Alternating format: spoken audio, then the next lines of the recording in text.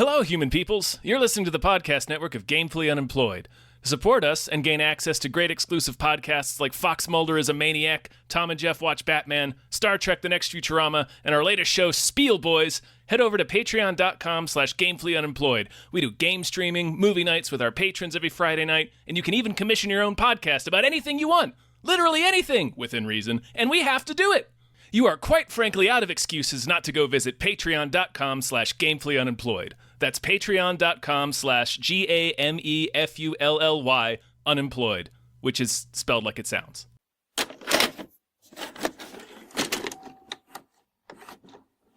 Buzz, buzz, buzz. Buzz goes to Jeff Goldblum. It's the Fly! Hi, everybody. Hello, everyone. My name is David Bell. My name is Tom Ryman. And we just watched The Fly. 1986. 1986. Yep. J. Goldblum's The David Fly. Cronenberging all over the place in this movie. So hard. There is a limit, even to the imagination. Human teleportation, molecular decimation, breakdown, and reformation is inherently purging. Where our greatest creations meet our deepest fears. Something went wrong, Seth. When you went through, something went wrong. You are about to go beyond that limit. I think this might be the most times you've heard the word flesh in a movie. Oh my God. It has nothing to do with flesh, too. It's weird. Doesn't it's weird that he's talking about flesh. Yeah, I guess. Listen, before we get started, big old thank you to our patron, Steven, our patron producer, who had us watch the David Cronenberg The Fly. A movie that when thank you, Steven. Thank you so much. Very much. Tom, I for the longest time was like, didn't we do an episode on this before? I thought we had. So here's the truth. I figured it out. I did a frame rate on this movie. There it is. Way back in the day. So I apologize. Maybe some stuff I'll say today is just in that frame rate. I do remember one thing I said in that one. Okay, lay it on. And I'll get it out of the way. Was it the words? I like the original better. No, I like the original better. Sure. Yeah. I think the original is actually scarier. There's a different kind of. Don't get me wrong. I love me some Cronenberg. I love The Fly. Yeah, I love them both, to be honest.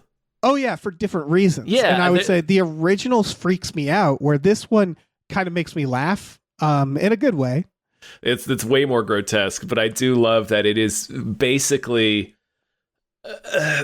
just a mad scientist movie. It's just David Cronenberg being like, okay, well, I'm going to do Frankenstein. I'm going to do man trying to create life artificially.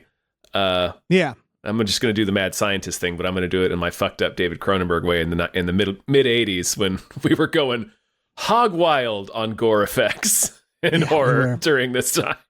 Cronenberg, you know what I noticed about Cronenberg that I find interesting? That he's the doctor delivering the maggot. Of course he is. Of course he is. I saw his eyes. I was like, fuck, of course it's Cronenberg. Yeah. Also, that maggot, listen, I get why it's upsetting, but that's probably easier to give birth to than a baby. Probably. It just slips right out of there. You'd think. Yeah. I don't know. It's pretty wide. You know, it's still upsetting. It doesn't have shoulders. That's what I'm thinking. That scene is incredible. I can't imagine an audience like fucking Roger Ebert sitting down in 1986. Just 1986 audiences.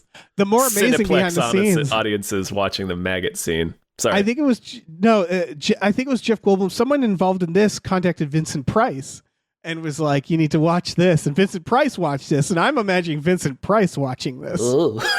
Yeah, who did say it went too far in some places. I think this movie went too far. Well, yeah, you think it was the maggot birth, Vincent? I do like to watch things like that on my own time, but perhaps a bit too far for this horror film. Oh, it's so funny. Yeah, holy shit, this movie. Another quick behind the scenes is that apparently the baboon was very untrained, and Jeff Goldblum had to, quote, dominate the baboon on set. And since he was a tall guy, it was easy. Like they were talking about, like, we're glad it had to be Goldblum because he could handle it. But there's something very funny about the concept of Jeff Goldblum dominating a baboon. He gets really close to that baboon's face, and I'm like, dude. Yeah, I know he's your friend, but don't put your face in a baboon's face. No, don't. Oh man, but yeah, no, I see what you're saying. I think the original is more chilling. Like this movie isn't. It is scary. Help me. The spider scene is you can't top that. That always makes it's an me all-timer. Go like, so he didn't attempt to. He did an entirely different thing. I think he understood that he could. There's no way you can top help me. There's a reason why people who haven't seen that movie know that reference. Right. And I think what people don't realize is the thing that freaks me out in that scene isn't that the help me. It's that someone else sees it and they kill him. They mercy kill them. They look and see the fly stuck on the spider web. And there's just something the horrifying thing for the fly for me isn't it's the people around him reacting. It's like his wife or girlfriend, I forget, crushing his head for him. It was more sad. In the machine press, that movie is... and it takes 2 tries. And it's like it's a mystery, too. It works backwards. Like, it begins with him dead already. Why did she crush his head in a machine press? It's because he had a fucking fly head. Yeah. But this is a totally different thing. Cronenberg wanted to make a mad scientist movie in the way that Cronenberg makes movies about mad scientists. Yeah. So to me, this does feel like a drive-in mad scientist sci-fi horror movie. Like it feels less of a remake and more just like a kind of like an homage of like Cronenberg playing in that space. And there are themes here that he likes. He loves to play around with childbirth and the act of creating life and shit like that. Yeah. And how your body, we create life from our own bodies and shit like that. And it's just like a process that can't be replicated or something. Like they're similar themes to Cronenberg, but at its base, like watching this, I was like, okay, is there something more here? Or is it? And I really think it's just a mad scientist movie. Yeah. I mean, it kind of makes it one of my favorite remakes because I think a good remake is one that reimagines it completely. Yeah. But still feels like you're watching something in the spirit, because I do think the original The Fly is also a mad scientist movie meant to horrify. Yeah. And for modern audiences, Cronenberg was like, okay, well, we're going to go a different route with that. Yeah. We're going to go with a visual. Yeah. We're going to make this really fucking gnarly. Yeah, man. And shoot. I'm sure there's like a little more to it, but for the most part, like even down to Jeff Goldblum's character, Brundle fucking wearing the same clothes. I was thinking about that, like, I'm sure it's, if you ask Cronenberg, he's probably like, well, I read that this guy did that or something. Like, I'm sure there's a reason deeper or more than this. But to me, it was like, it kind of makes him a character the way Frankenstein's a character. It makes him a Halloween costume. He wears the same clothes every day. That's like a cartoon character. And so it's like, to me, it plays into him making this mad scientist where it's like, yeah, they're always kind of dressed the same. He's kind of an archetype.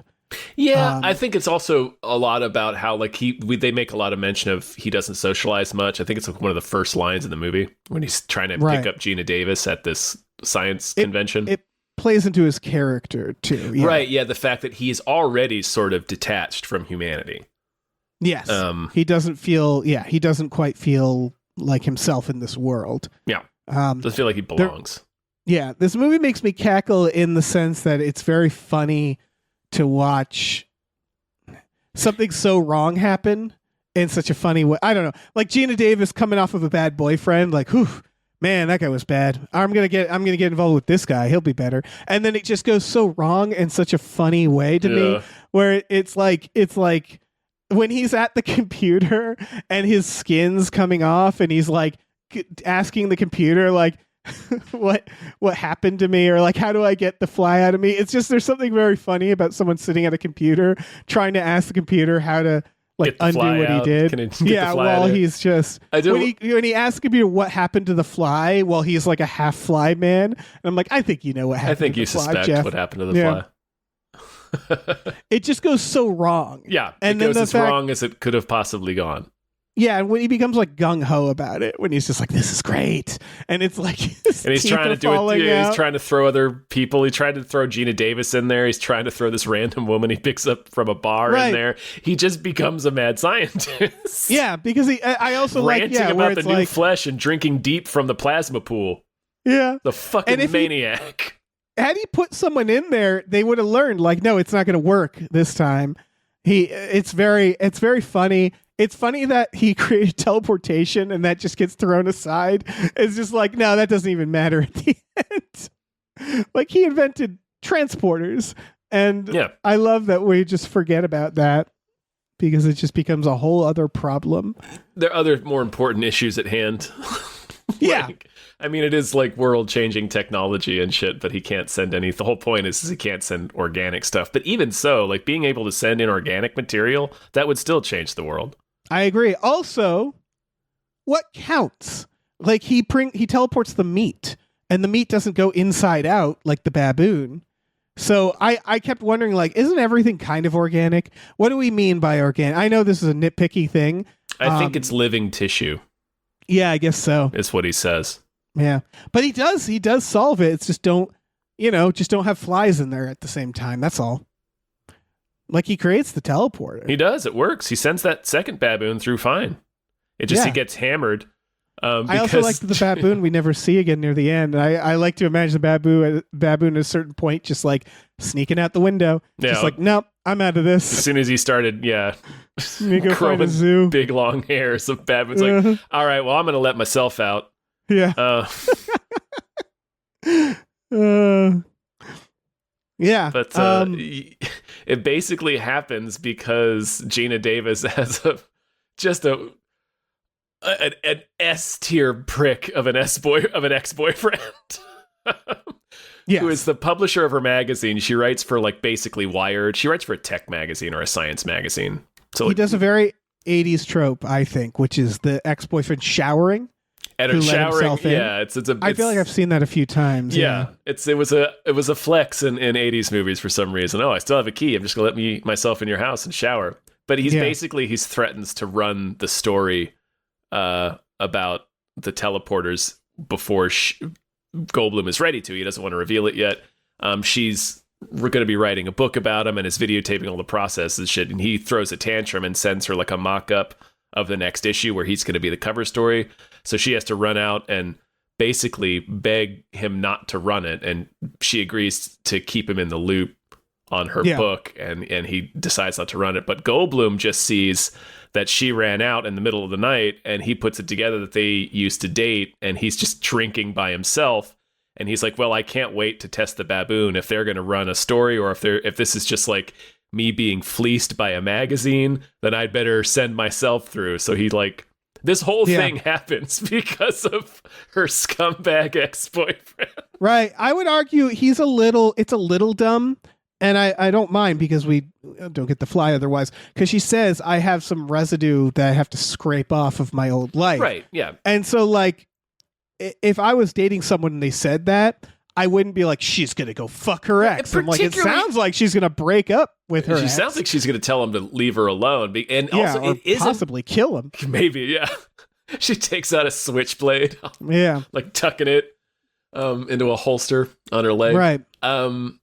But yeah, you're right. It's a new relationship too. So like stuff like this is pretty common where it's like, this guy's still calling me. I got to go put this to bed. Like, yeah. And she's very clear about it. So it just makes him such an asshole. Sort of. She's vague about it. She says, I need to scrape some residue of my former life off. So she is vague and not clear. She's vague, but she is.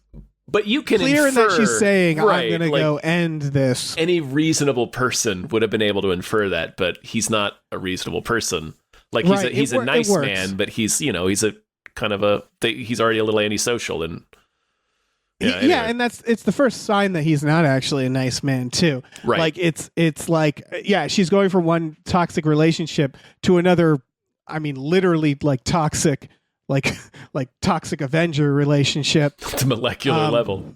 Yeah, it's so funny when he's like, "Ooh, it purifies you," and he's like falling apart. It's just like it's so. I kept laughing at just his assumptions. He's like a Resident I create a Evil machine, It's so funny compared to what is actually happening to him too, which is like his first assumption is like, it's made me like pure. It's like, man, actually the exact opposite, Jeff. Yeah. It's really poisoned the well, as it were. Yeah.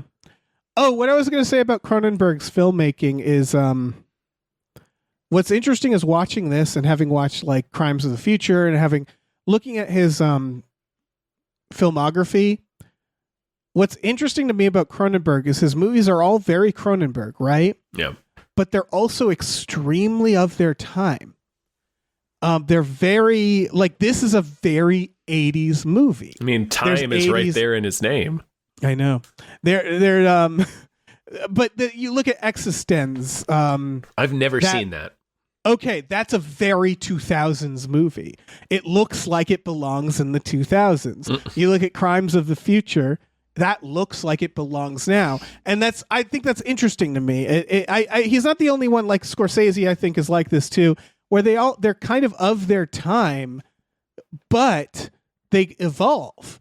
Because this, to me, it was like the music, the cinematography, the outfits, the graphics, the design.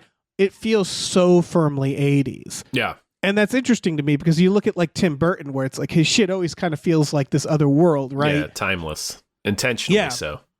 Yeah. But Cronenberg manages to have a look the way Tim Burton does, where it's like when you see Cronenberg, you kind of know it. And yet at the same time, he kind of adheres to the time that it's being made. Yeah, I think that makes sense. I mean, no, I think you're right. I think there might be something.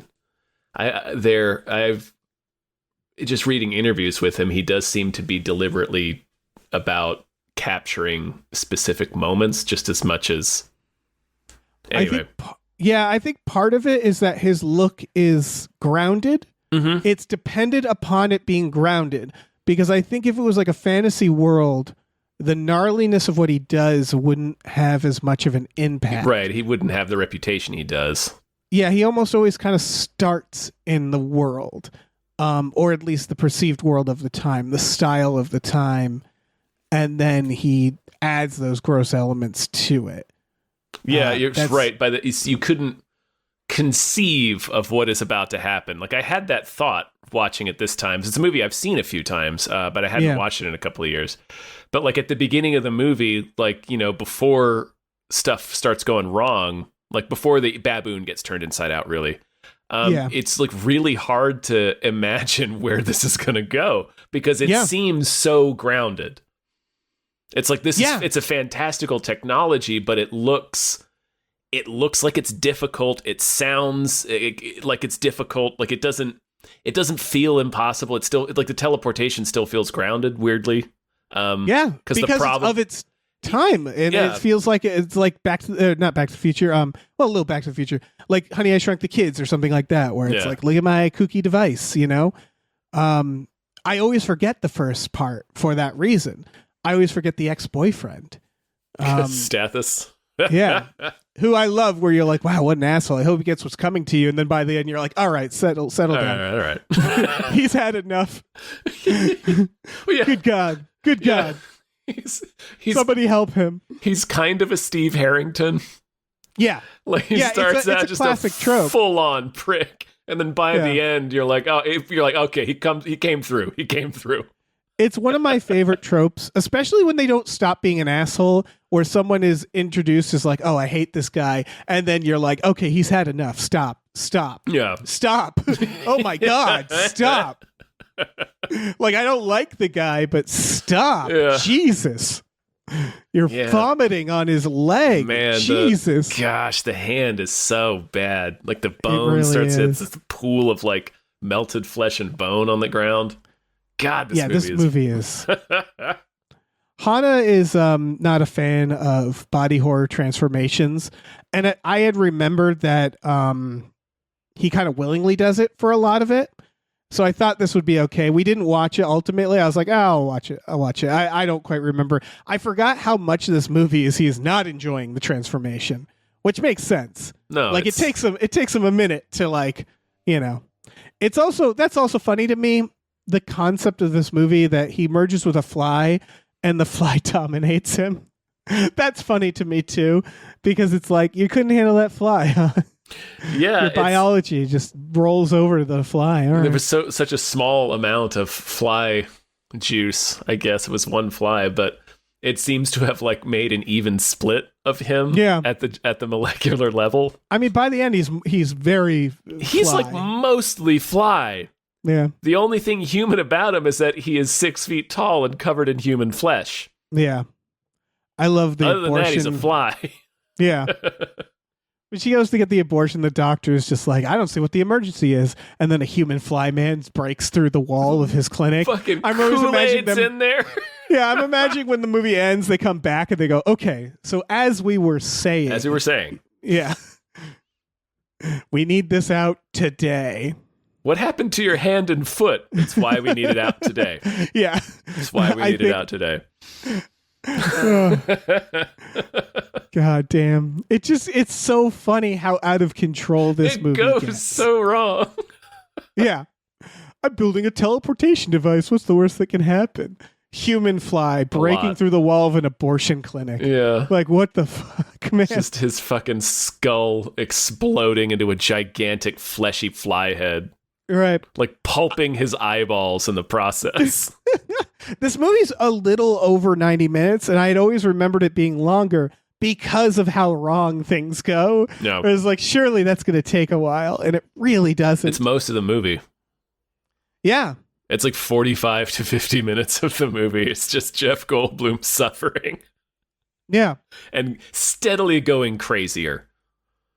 Yes. Yes. I love the line where he's like, you think you woke me up with the flesh. And that's so funny to me because she mentioned flesh briefly once and he's turned it into like a religion. She says something about like, oh, I want to eat you. You're so cute. You know how moms like, it's the flesh. They want to eat up their babies. And that's like all she says. Mm-hmm. And he takes that so to heart that when he's a fly, he's just like talking about the way of drinking the flesh. Deep the plasma pool. And it's so funny that he credits her for like it's like he never heard the word flesh before. She said it. And it's like, you thought you woke me up to the flesh. She's like, I didn't do anything, man. I just want to go. Apparently merging your DNA with a fly makes you behave like you've just been railing coke for 17 hours.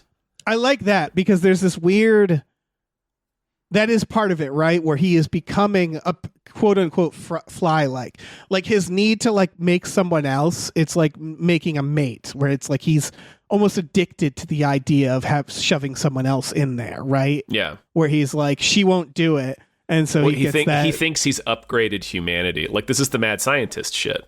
Yeah. But it also is the vibe of like the flyness is making him like compulsive and jittery and like obsessed. There's like an element there. Ruled completely by impulse. Yeah.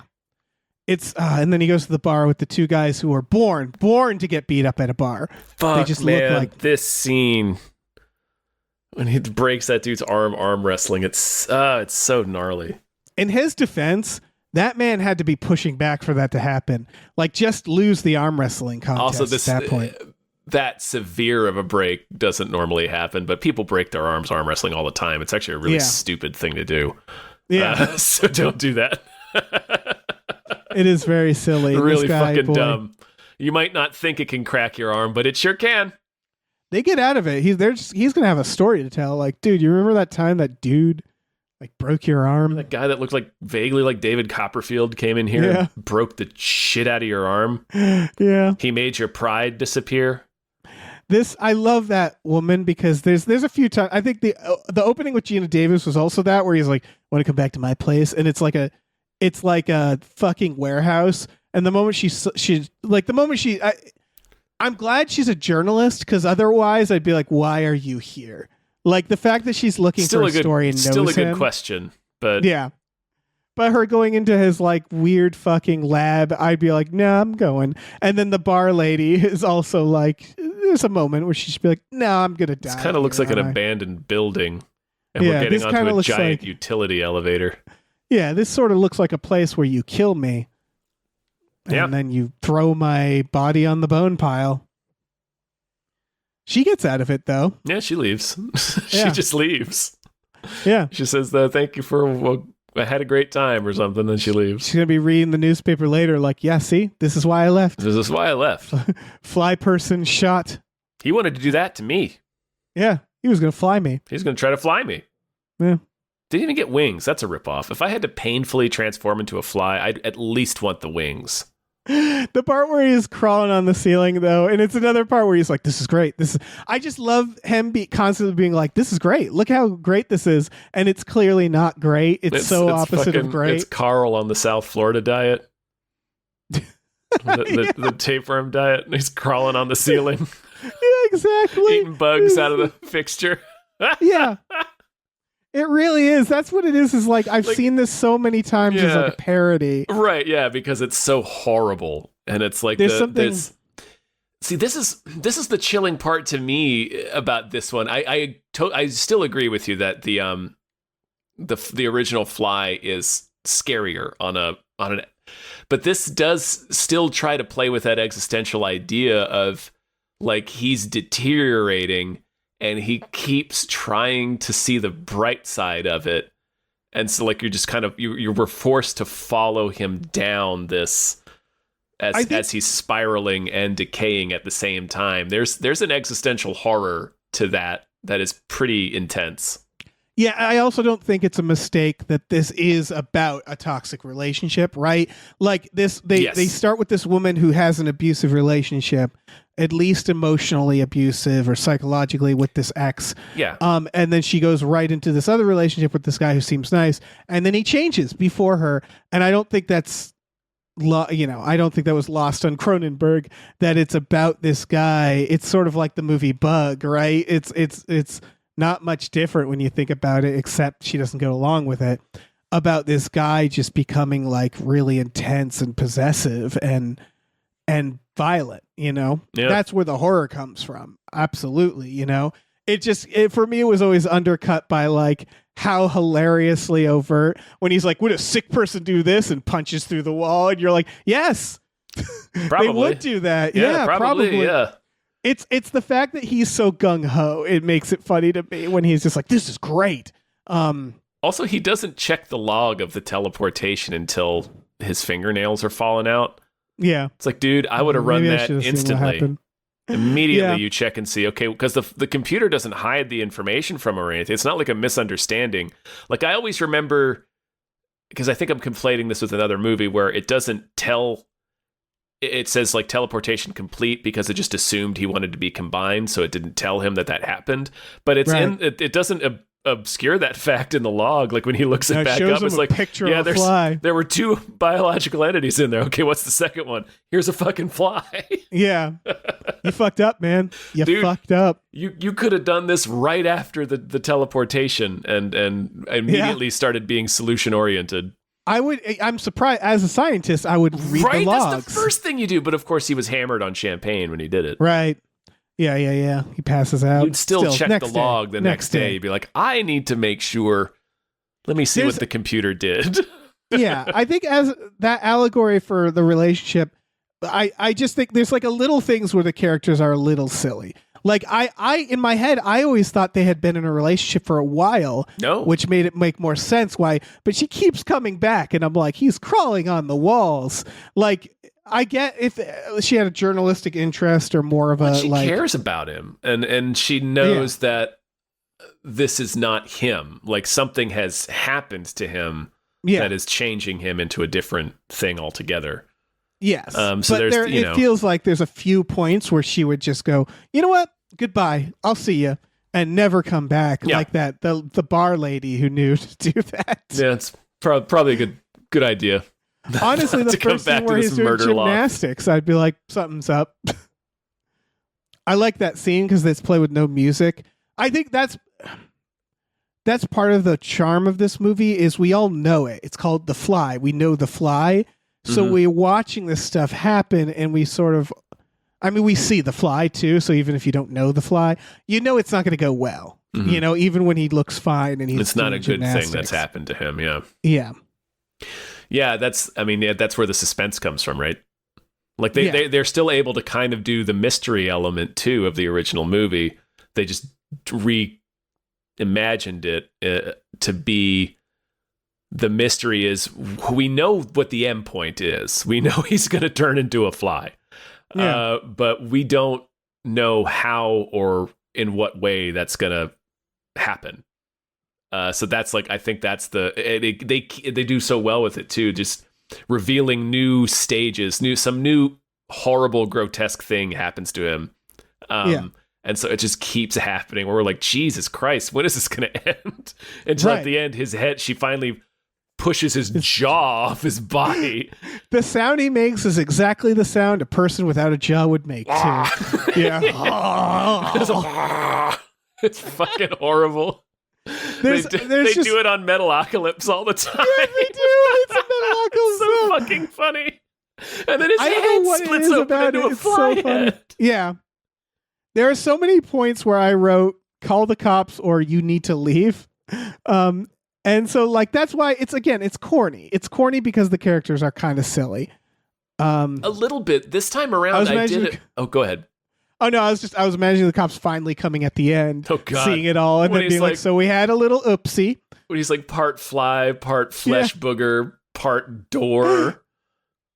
He's also got like a little ghost tail, but it's made of like sinew. He just looks awful. What's funny about that is I feel like if the cops saw that and you said, we had a teleportation accident, they'd go, yeah, that makes sense. Like, that does look like a teleportation accident. Yeah, if you're looking at it, there's two pods. One of them's broken. The other one is open. And there's a dude with the door from the other pod in his back. And he's a fly booger. You got this other dude on the ground with a bloody stumps for a hand and a foot. And this lady weeping uncontrollably. Like, yeah, boy, I tell you what, looks like another teleportation thing gone wrong. It's a good thing you got here in time. Yeah. Either arrest them all or let them go. Not sure which. On the fly, his head's blown open. What were you gonna say? Oh, they slap handcuffs on the fly. Oh no, before that. Oh, I don't remember. Oh, okay. It's funny. There's a movie called The Fly and there's a movie called Spider-Man. And if you asked me which one was a superhero movie and which one was a Cronenberg film, I would have gotten that wrong. It's like, yeah, of those two, I guess they both could be Cronenberg films too. Yeah, see Cronenberg Spider-Man. Yeah. Yeah. It just seems like, I don't know. I just love that, like, superhero movies or Cronenberg film, it could be either. Easily. Werewolf by Night. Superhero or Cronenberg? High Evolutionary. Superhero or Cronenberg? Yeah. I want to see Aquaman as a Cronenberg, just a guy that's like water, half water. Just a horrible merman. Yeah. A shrieking fish person like Rainn Wilson in House of a Thousand Corpses. Yeah. I mean, I get, and it's like the visuals is so shocking what happens. We're so familiar with it at this point, because The Fly, this 1986 version is now itself a classic in its own right. And then like it's become such a short, like when people say Cronenberg, like, oh, that's real. Like when Rick and Morty says Cronenberg, this is what they're talking about. Yes. It's all like The Fly is such like a touchstone for what people think of as a Cronenberg movie in general, even though it's not totally fair because all of his movies are not like this. But no, I remember when we reviewed Dead Ringers. I hadn't seen that. Surprisingly, and I read the synopsis and I was like, oh no. No less intense than The Fly.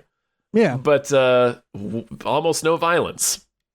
Yeah. But like, anyway, the point is we're so familiar with what happens in this movie that it's easy to forget the impact that it probably had at the time. Because this is like, if you take a step away from it and just, like you were saying, like looking at Spider-Man or The Fly, like completely free of context, looking at this is fucking nuts what happens here. Yeah. It's wild what happens. A fucking gigantic fly covered in human flesh. With his little like wands, his little mouth wands quivering. It's pretty horrifying. I think what it is that, I mean, we just reviewed In a Violent Nature, and like the audience in that was like, oh God. Oh yeah. And like, I imagine that's what the audience did during this, because it's visceral when he's vomiting. Gosh, it's so, there's like, it's relentless too. It's every scene, some horrible new grotesquerie. It's done in stages. There's a psychological stage, I feel like, at first, where he starts becoming an asshole and he starts becoming obsessive and his skin is just a little fucked up. And then there's a stage where he is not enjoying it and he starts falling apart. Mm-hmm. And then there's a stage where he is enjoying it, or at least accepting it, where the fly is taking over. Yeah, and he's excited about becoming a fly. Yeah. And I mean, there's literally a point where he's like, you need to leave. And again, she doesn't leave. The moment he says, do you ever hear of insect politics? I'd be like, goodbye. Yeah. I don't know where that sentence is going. Takes her a little too long to catch on in that scene. But yeah, but she does leave and not come back when he says, if you stay, I'll hurt you. Yes. She goes downstairs. They go right to the hospital. And that's when he Kool-Aid's in there and kidnaps her. And that felt very Frankenstein to me. Yeah, it is. Just him picking her up and going off into the night and all that. Take him back to his laboratory. Yeah. This movie is, I just realized, it's very minimalist with locations. Mm-hmm. Like, I feel like almost all the fly stuff is in that one, I assume, soundstage that they were just having a blast in. In point of fact, all of the fly stuff is in that soundstage. Yeah, except for him bursting through the glass. Clinic. That's right. Yeah. But other than that, it's all just but I imagine watching this as an audience going like, how far are they going to take this? Because you know what the end point is. You're like, he is going to turn into a fly, but I can't fathom what that's going to look like, because he's just this rotting mass of tumors, and he doesn't look anything like a fly particularly. So you're how is this going to happen? Yeah, I always forget how much of it is Jeff Goldblum. Because until the very end. Like, right, yeah. I love that the fly is still doing science at that point. It's like setting up the teleporter. It's still like typing, and doing shit. It was very funny. But yeah, it's this slow burn that's and I'm not I body horror is cool, but I'm not freaked out by it without a psychological element. And so that's all to say that if you are freaked out by body horror, this is also just going to make you fucking pass out watching, you know? It is intense. Yeah. It's an intense movie. It's famous for its effects, but they are disgusting. This is an upsetting movie. It really is. And then, of course, the mercy killing at the end, which is also funny to me, because she's like, I can't. And you can imagine the fly like, fucking kill me.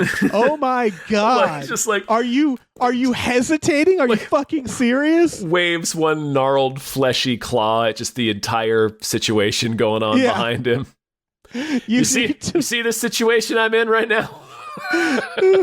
This has gone too far. The door has fused with my spine. Yeah. I love the part where he's Googling how to decrease the amount of fly. That was very funny to me, because that's another point where he's just like a monster and he's like Googling, how can I be less fly? I would like to be a little less fly, please. Yeah, can we tone down the fly? Yeah. And the computer's like, I don't know, just fucking merge with a person. It's really pretty loud. Yeah. Get like 6 people on the other end. You need like 6 people to one fly, and then maybe you'll be less fly. I also like when he's like, I'll get a Nobel Prize. And I'm like, for what?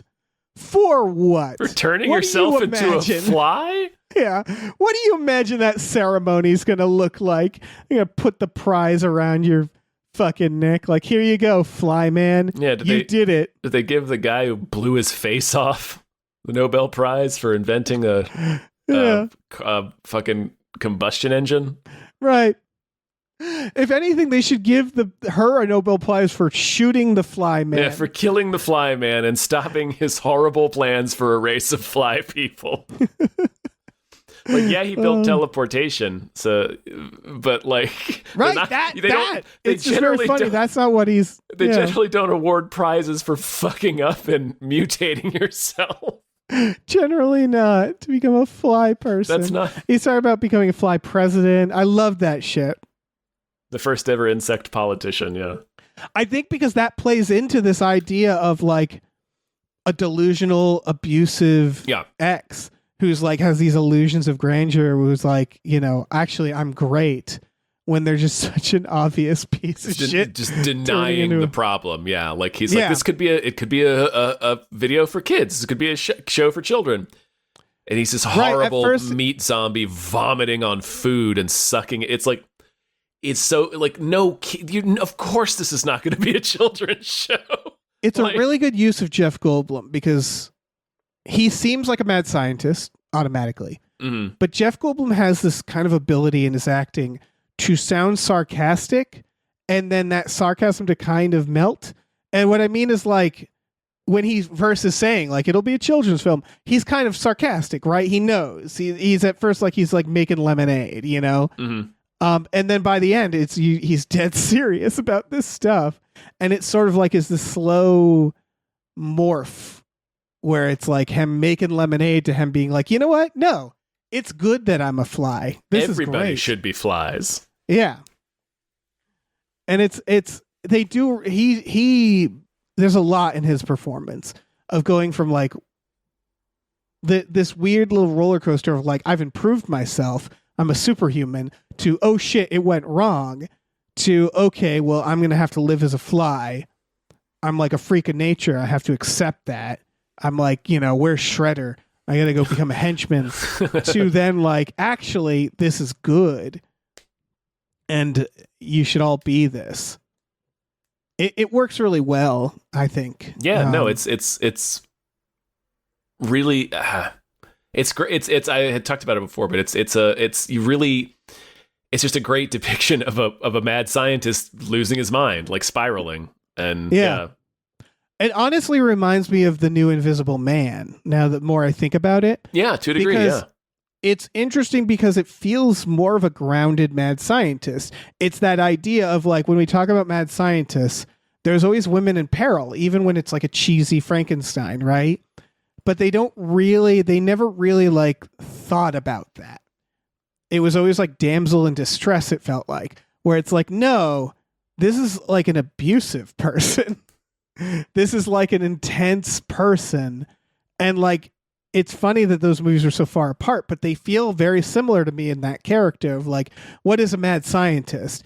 It's a genius who thinks they're a genius and doesn't care about the feelings of others. Mm-hmm. It's the Tony Stark of it all, right?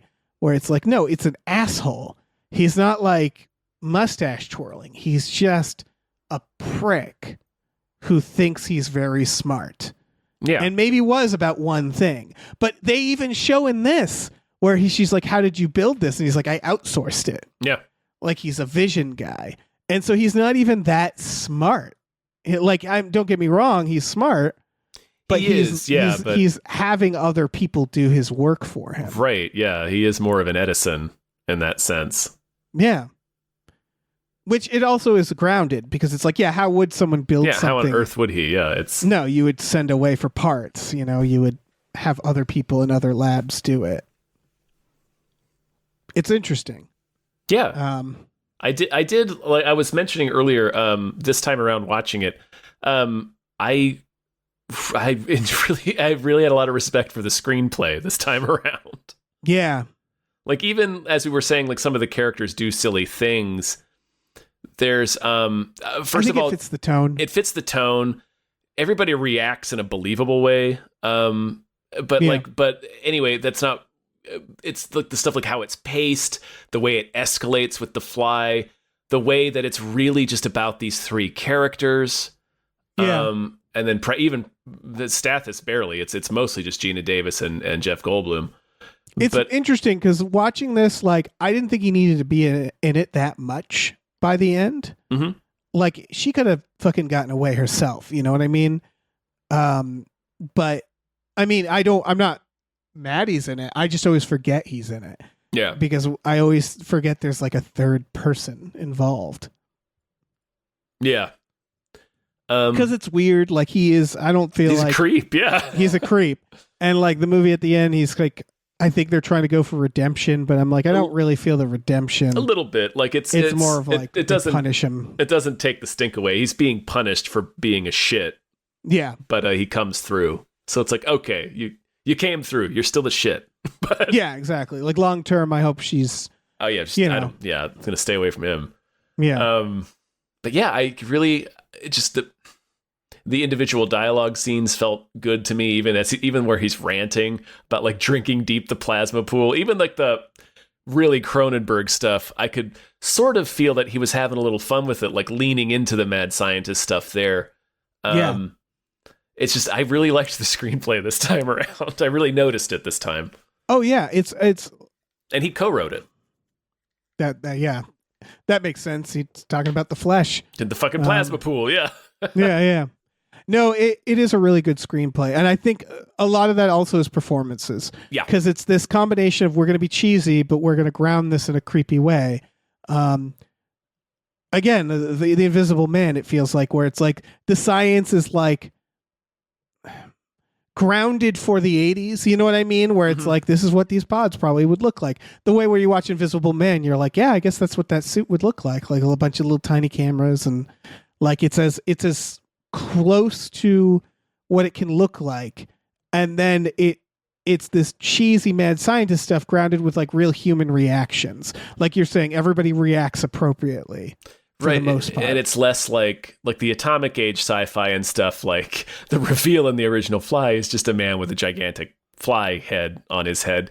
It tends to be very like, there's like clean. Yeah, very clean. There's a couple of zaps between electrodes and a man has turned himself into some sort of beast or creature. So like, this is really just it's almost a sketch comedy idea where you sit down like, okay, what would it actually look like? And I think that's why into a fly. That's surprisingly why I find the original more scary, because they are leaning on the psychology, the psychological horror. Yeah. Because they can't. I'm sure it was shocking for audiences at the time. It's pretty. It reminds me of The Haunting. The original Haunting is very creepy because statues don't come to life and try to kill Liam Neeson. You know what I mean? Where it's like the remake of The Haunting, they had too much at their disposal, and it's not scary because it's like, oh, look at these CGI fucking ghosts. Whereas the original is so much creepier because it's showing less. Yeah, for sure. There's a restraint. Where this, like, I think you compare it to a sketch. I think part of why I find it funny is like this grotesque style more often is played for laughs. Like I think about Dead Alive or something like that. Or Psycho Gorman more recently. Yeah, where it's zany. Or Metalocalypse we mentioned. Yeah. Where it's like, it's not even that I'm desensitized to the idea. It's that it's the cartoony version of, jaw ripping off and going, oh, it's like, that's so silly, man. In the moment, it's gnarly, but yeah. It's Gina Davis selling it too. She's makes that scene pretty horrifying. There's that element of like when a movie is so horrific that all you can do is laugh. Yes, There's a little bit of that. Or when you're so afraid, you just chuckle. You're like, oh man. Yeah, where it's going so wrong that you're just like, oh fuck. And it's just funny to look at that and be like, this has been happening. This has been like a weekend for her. This really got out of control. Yeah. So yeah, I mean, I love this movie, but I definitely enjoy it a different way than I enjoy the original. Mm-hmm. Which I feel like more people should watch. Yeah, it's definitely worth watching. And had started to say earlier, the original is kind of shocking. Like the beginning it starts with a woman who's killed her husband by crushing his skull in a machine press. Yeah, it's very shocking. There's only one part in the original that made me laugh is when he traps the cat in the Phantom Zone. You remember that? Vaguely. And you just hear like, and Vaguely. it's like, what the fuck is that? There's like they're haunted by a cat for a while. That's it's right. Like, yeah, where it's like stuck between, they screw up the teleportation or whatever. Yeah. It is still teleportation, isn't it? Yeah. I think so. I forget. But it's very funny because it's much like this where a moment just goes so wrong where you're like, it's Inside Out Baboon, basically. Yeah. You know? And I mean, the reveal of his big fly head on top of just like a lab coat, that's funny. Yeah. And his hand. He's got a fly hand, so he keeps his hand in his pocket. Fly hand. That's he has to keep it in his pocket. Oh, man. Again, it's funny because it's like, boy, this experiment went really wrong, huh, buddy? And it's also funny because it's just a suburban house. Yeah. So it's just this dude who was doing crackpot illegal science in his guest room has fucked up and turned himself into a fly. It's so funny. It's a fundamentally hilarious story. It is. Because it reminds me of when a teenager playing with matches and then the fire gets too big. Exactly. And you're like, oh fuck, oh fuck. Yeah. You're like, I'm going to be in so much trouble. Oh shit. Where it's like, I keep imagining the moment where they have to like go to the cops and go like, okay, so I made a little mistake. Things got a little out of hand. Yeah, it's the pride, the hubris of not wanting to admit it, not wanting to be like, okay, so I messed up. I am now a fly. I need help. I need a lot of help. And they can't. They can't. To be honest, it feels pretty hopeless. Yeah. I gotta say, maybe you should crush my head. Yeah. Perhaps crush my head in a vice. Oh man, it's a machine press. It's what Sarah Connor kills the Terminator with. Yes, it's brutal, and the fact that they don't show anything makes it brutal. Yeah, like you just see the aftermath. It's like 7. Yeah, it's 2 completely different sides of the spectrum, which is that the original Fly shows very little and lets your brain fill in the rest. Well, this one shows you a lot and just shocks you. It's a shocking effect. Yeah. And they both have merit, and they both sort of stick around. It's just for different reasons, in my opinion, you know? Yeah. I mean, it's the same. We keep bringing up Planet of the Apes recently. I guess just because it's been in my mind because it's a new one, but it's a similar reason to why that movie still hangs in there. Because that ending is still pretty impactful. Like it was shocking enough that, Exorcist 2. These movies tend to hang around, when they make big splashes. You forget how intense they were at the time. You know? They get a little more quaint as it goes. Yeah, how unlike anything that was. Some of them stay that way. Psycho still is like very rarely does a movie kill off the main character halfway through the movie. Very rarely does a movie do that, that is so anti-narrative that it is hard to do. And so it's like things like the shower scene, you forget that that's shocking, not just because of, it's one of those scenes that now watching it, you're like, it's not really making me jump the way it made audiences. It's still uncomfortable the way he shoots it, like with the knife against her skin and stuff. It means Hitchcock, of course, but yeah. But you realize like it still makes an impact now, so you can imagine the impact it made at the time. Oh yeah. And like this is that where I'm like when the fucking because like I think about when it was made 86. 86. I'm trying to think of like yes, there were probably some B movies that were doing gross out effects. Blob was around this time. Return of the Living Dead. Yeah. Yeah. So we were doing it. We were doing these gory ass movies at the time. I almost want to compare it to something like Malignant or Barbarian, where it's like these movies that suddenly make these huge offers that you're like, holy shit, this is going so off the rails in this grotesque and bizarre way. Yeah. Where it must have been, where it's like, yeah, we've seen things like it before or at the time, but they were all coming out at the same time. And this was clearly like above and beyond that. So I can only imagine the reaction, and I'm kind of picturing it something like that. Where I bet there was some, I don't know, did this do well?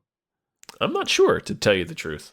Yeah, because this feels like we didn't have, horror at the time was still a little more like, underground, right? Like, I mean, them Fridays and them Nightmares were doing well, like slashers were doing well at this time. Yeah, that's true. Let's see. It made 60 million. That's pretty good. I mean, what was its budget? But its budget was like 10-ish million, and it made $60 million. All right, David Cronenberg. I'm just imagining there was a lot of at the time when it came out, it looks like it was well liked. I can see a lot of word of mouth. Mm-hmm. For sure. Yeah, I get that. Man. I haven't seen any of the sequels. Do I need to see the sequels? Or is there just one? There's just one with Eric Stoltz as the kid. Gina Davis does not return, but Stathis does. Oh, okay. So Fly Kid? There's a Fly Kid? The Fly too, yeah. It was made by... It's. I haven't seen it, but apparently it's like a good effects movie. Like it was made by a bunch of effects people. That makes sense. Oh, yeah. I'm looking up who made it, and they did a lot of creature effects, the director. Yeah. That makes sense. Yeah, I could see it as like an exercise in that. Like we're gonna, yeah, it's the guy, he did a lot of, he actually did the creature effects for the original, The Fly. So, or this one. Cronenberg, yeah, that's what I thought I remembered it being that person, but. Yeah, and he's barely directed things. So yeah, it feels like it was him just being like, I want to do this again. Yeah, we want to do another effects movie. Let's make more gross Fly stuff. Maybe we should watch The Fly too. We probably should. I'm curious about it. Yeah. It's funny that Eric Stoltz is in it. He sure is. He didn't get Back to the Future, but he got The Fly too. Well, it's not nothing. It's not nothing. Yeah. I don't know. Like, do you think there's room for another The Fly? It's kind of hard because, like we said, there's the two sides of the spectrum, and I feel like we nailed it. I don't know how else you would tackle it, because it's, thinking about it, it really does surprise me how many beats it does actually match. It's just rethought them or reimagined them, because I do remember reading some stuff about this movie, some contemporary reviews, contemporary of its release, and that was a criticism that it got for being just like, I don't understand how this is a remake of the original, because it's nothing like it. But as we were calling out, it still does have a lot of the, like, it does the mystery, but it just does it in a different direction. Right. It still has the existential horror element. It just does it a different way. It like rethinks how to do that. It's like, what else is there to do? Yeah. Like, that's what I mean. Is like, I don't know. You'd have to find a way to tackle that in an interesting way. Or they can not do it interesting and just make a buck. Just try to be as gory as hell, but that's not what is. I mean, I don't know. It feels that's the thing is like, okay, updating the effects. It's like, what if we made a CGI version and be like, that would be bad. That's not updating. Would probably be very bad. Not updating. Yeah, and it's like, you could update a practical effects version, but honestly, this one looks really fucking good. It wouldn't look much better than this, I don't think. Yeah, there's more sophisticated puppets and robotics and shit. Yeah, it's still top of the line for the time. Maybe someone will think of a reason. I don't know. I just realized this is fucking Howard Shore.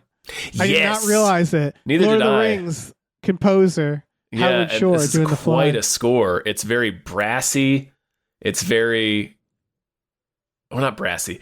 It's very big and booming and operatic. It's going for the Frankenstein type vibes, like the mad scientist, the big loud scores of old timey horror movies and science fiction stuff. It's a cool score. I'm looking at, he's basically got three guys that Howard Shore does. He does Cronenberg films, he does Peter Jackson films, at least later ones, and he does Scorsese films. I did not realize that he does. Oh, and he does a lot of fucking David Fincher and Mrs. Doubtfire. Oh yeah, and Chris Dogma. Columbus.